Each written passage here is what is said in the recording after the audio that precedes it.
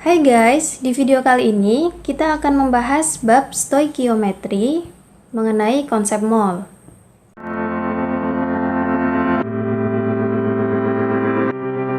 Tahukah kamu, stoikiometri diambil dari bahasa Yunani yaitu stoicheon artinya zat dan metron artinya pengukuran. Sehingga stoikiometri dapat didefinisikan sebagai cabang ilmu kimia yang mempelajari hubungan kuantitatif yang ada antara pereaksi atau reaktan dan produk atau hasil reaksi dalam suatu reaksi kimia. Pada bab stoikiometri, kita akan membahas 3 subbab utama. Yang pertama yaitu konsep mol, yang kedua yaitu stoikiometri senyawa, dan yang ketiga yaitu stoikiometri reaksi. Nah, di video ini kita akan terlebih dahulu membahas konsep mol ya guys. Teman-teman sudah tahu kan bahwa kadar zat memiliki satuan baku atau satuan internasional yaitu mol.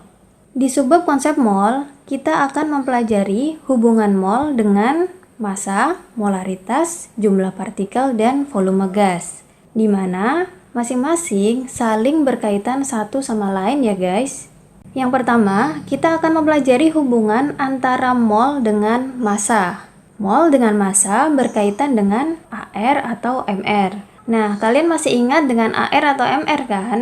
Bila kalian masih belum paham, kalian bisa cek video sebelumnya tentang AR atau MR, atau kalian juga bisa klik link di atas. Oke, kita tahu bahwa massa zat berbeda-beda dan sangat kecil nilainya, sehingga kita menggunakan mol untuk mempermudah perhitungan atau pengukuran zat. Oke, sekarang jika di soal diketahui mol dan kita mau mencari massa, maka molnya dikali dengan AR atau MR. Sebaliknya, jika diketahui massa dan kita ingin mencari mol, maka massa dibagi dengan AR atau MR. Supaya kalian lebih mudah memahami, mari kita lihat contoh soalnya ya. Hitunglah mol dari 4,4 gram CO2 jika diketahui ARC sama dengan 12 dan ARO sama dengan 16. Dari sini, kita tulis terlebih dahulu yang diketahui dalam soal. Massa CO2 diketahui 4,4 gram. Lalu diketahui ada ARC dan ada ARO. Karena di sini CO2 merupakan senyawa, berarti kita harus mencari MR dari CO2. Di mana untuk mencari MrCO2 itu adalah total AR dari C ditambah dengan ARO. Karena di sini ada 2 oksigen berarti dikalikan dengan 2 ya guys. Lalu kita masukkan nilainya. ARC diketahui 12 dan ARO diketahui 16 dikalikan dengan 2. Hasilnya sama dengan 44. Kemudian yang ditanyakan di dalam soal yaitu adalah mol atau simbolnya N. Nah, dari sini kita bisa mengetahui hubungan antara mol dengan massa. Oke, di mana N sama dengan massa dibagi dengan MR. Kemudian kita bisa masukkan angka-angkanya. M di sini adalah massa dari CO2 sebesar 4,4 gram. Dibagi dengan MR dari CO2 yang sudah kita hitung tadi sebesar 44. Sehingga diperoleh hasilnya sebesar 0,1 mol. Oke guys, cukup jelas ya.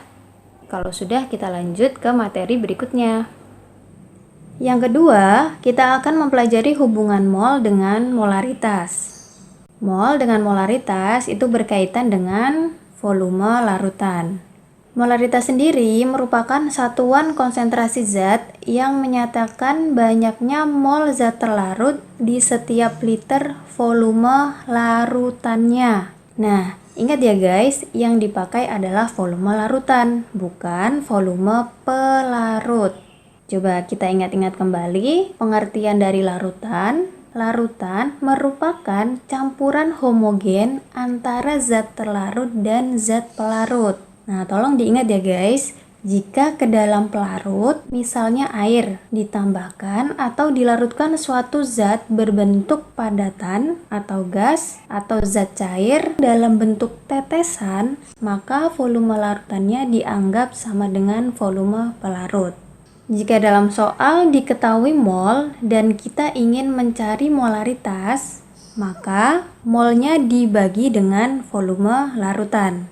Sebaliknya, jika kita ingin mencari mol dan yang diketahui molaritas, maka dikali dengan volume larutan. Untuk lebih paham, mari kita lihat contoh soalnya ya.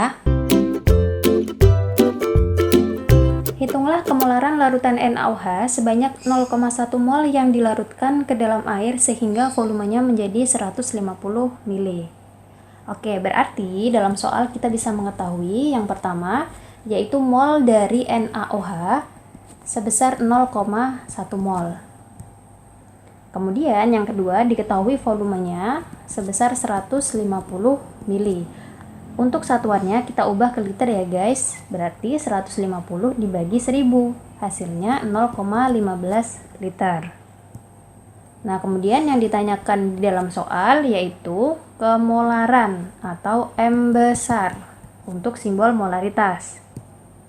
Oke, berarti kita bisa mengetahui nih hubungan antara molaritas dengan mol, di mana molaritas sama dengan mol dibagi dengan volume. Oke, kita bisa memasukkan angkanya untuk mol yaitu 0,1 mol dan untuk volume yaitu 0,15 liter, sehingga diperoleh hasil akhirnya sebesar 0,67 molar. Nah, cukup mudah dipahami ya guys penjelasannya. Kalau sudah, kita lanjut ke materi berikutnya. Yang ketiga, kita akan mempelajari hubungan antara mol dengan jumlah partikel. Nah, dalam setiap massa zat terkandung banyak partikel zat tersebut. Avogadro menyebutkan bahwa setiap 1 mol suatu zat memiliki kandungan 6,02 dikali 10 pangkat 23 partikel zat tersebut. Jadi Na ini menunjukkan bilangan Avogadro yang bernilai 6,02 dikali 10 pangkat 23. Oke. Jika dalam soal diketahui mol dan kita mau mencari jumlah partikel, maka molnya dikali dengan bilangan Avogadro. Sebaliknya, jika kita ingin mencari mol dan diketahui jumlah partikel, maka dibagi dengan bilangan Avogadro-nya. Supaya kalian lebih paham, mari kita lihat contoh soalnya ya. Pada soal, hitunglah mol dari 3,01 dikali 10 pangkat 23 molekul N2. Dari soal kita bisa mengetahui jumlah molekul dari N2 sebesar 3,01 dikali 10 pangkat 23. Lalu yang ditanyakan di dalam soal yaitu molnya. Nah, dari yang ditanyakan di dalam soal, kita bisa mengetahui hubungan antara mol dengan jumlah molekul, di mana N atau mol sama dengan jumlah molekul dibagi dengan Na. Untuk nilai Na sebesar 6,02 dikali 10 pangkat 23. Lalu, kita bisa memasukkan nilai-nilai yang diketahui di dalam soal. Untuk jumlah molekul sebesar 3,01 dikali 10 pangkat 23 dan untuk Na-nya 6,02 dikali 10 pangkat 23. Sehingga kita bisa mengeliminasi untuk pangkatnya dan diperoleh hasil akhirnya yaitu 0,5 mol. Oke guys, mudah dipahami ya penjelasannya. Kalau sudah, kita lanjut ke materi berikutnya. Yang keempat, kita akan mempelajari hubungan antara mol dengan volume gas, di mana berkaitan dengan volume molar. Volume molar merupakan volume dari 1 mol gas yang diukur pada kondisi tertentu, di mana terdapat 2 keadaan ya guys. Keadaan yang pertama yaitu STP, di mana suhunya 0 derajat Celcius dan tekanannya 1 atmosfer. Nilai volume molar pada keadaan STP sama dengan 22,4 liter per mol. Lalu untuk keadaan yang kedua yaitu RTP diukur pada suhu 25 derajat Celcius dan tekanannya 1 atm. Untuk nilai volume molarnya yaitu 24 liter per mol. Jika dalam soal diketahui mol dan kita ingin mencari volume gas, maka molnya dikali dengan volume molar. Sebaliknya, jika kita ingin mencari mol dan diketahui volume gas, maka volume gasnya dibagi dengan volume molar. Selain dari keadaan STP dan RTP tadi, volume gas juga dapat dicari dengan rumus pada keadaan berikut. Yang pertama, pada keadaan tekanan dan suhu tertentu, maka berlaku persamaan gas ideal. P dikali V sama dengan N dikali R dikali dengan T, di mana P merupakan tekanan, satuannya bisa atm atau atmosfer, bisa PA atau Pascal. Untuk V adalah volume, satuannya jika tekanan yang digunakan adalah atmosfer, maka volumenya liter. Tetapi jika tekanannya yang digunakan Pascal, maka volume yang digunakan adalah meter kubik. Kemudian N itu adalah mol, R itu adalah tetapan gas ideal yang bernilai 0,082, satuannya liter atmosfer per mol Kelvin, atau bisa 8,314, satuannya joule per mol Kelvin. Nah, nilai tersebut itu tergantung dari satuan P dan V-nya ya guys. Terakhir yaitu T adalah suhu mutlak di mana satuannya Kelvin.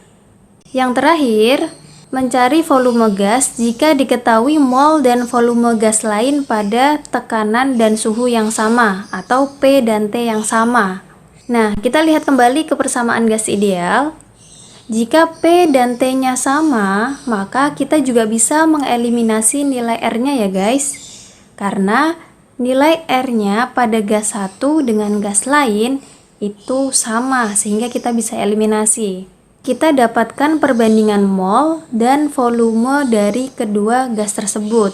Rumusnya dapat dituliskan sebagai N1 per V1 sama dengan N2 per V2. Untuk lebih paham, mari kita lihat ke contoh soalnya ya. Hitung volume 2 mol gas O2 jika diukur pada yang A, STP, yang B, RTP, yang C pada suhu 27 derajat Celcius, tekanannya 0,5 atm, dan yang D keadaan di mana 2 liter gas CO2 masanya 0,5 mol. Oke, berarti dari soal tersebut diketahui mol dari oksigen sebesar 2 mol. Lalu pertanyaannya disuruh mencari volume gas O2 pada keadaan yang A sampai yang D. Yang A terlebih dahulu. STP itu artinya standard temperature and pressure, artinya diukur pada suhu 0 derajat Celcius dan tekanannya 1 atm. Dengan STP yaitu volume sama dengan N dikali 22,4.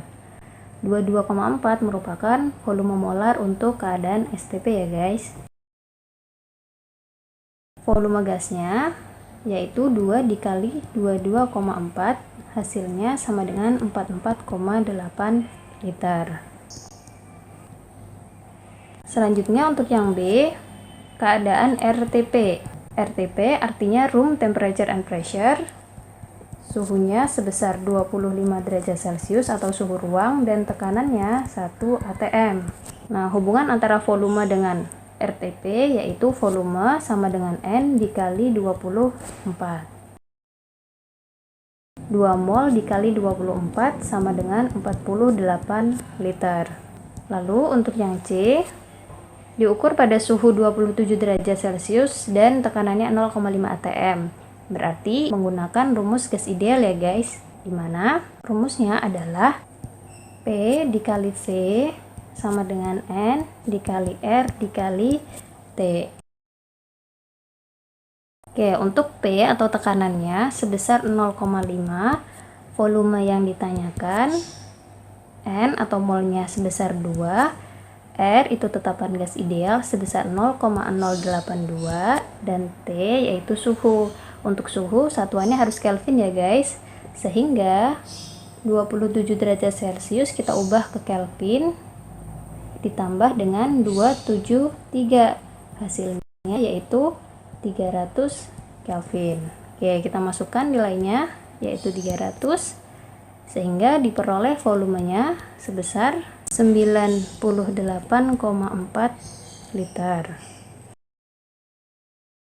Untuk yang D, diukur pada keadaan di mana 2 liter gas CO2 masanya 0,5 mol. Itu artinya gas oksigen tersebut diukur dengan gas lain. Oleh karena itu, kita bisa menggunakan rumus perbandingan dua gas, di mana diukur pada keadaan P dan T yang sama ya guys. Rumusnya N1 per N2 sama dengan V1 per V2. Atau kalian juga bisa menggunakan rumus N1 per V1 sama dengan N2 per V2. Kita masukkan saja nilainya. Untuk N1 kita anggap sebagai O2 dan N2 sebagai CO2. N1 yaitu 2 mol, N2 yaitu 0,5 mol, V1-nya yang ditanyakan, dan V2-nya yaitu 2 liter. Sehingga diperoleh volume oksigennya sebesar 8 liter. Oke guys, cukup mudah untuk dipahami ya penjelasannya. Oke guys, jika kalian memiliki pertanyaan seputar konsep mol, kalian bisa menuliskannya di kolom komentar. Jangan lupa untuk like video ini dan subscribe channel ini supaya terus berkembang. Terima kasih. Semangat belajar ya!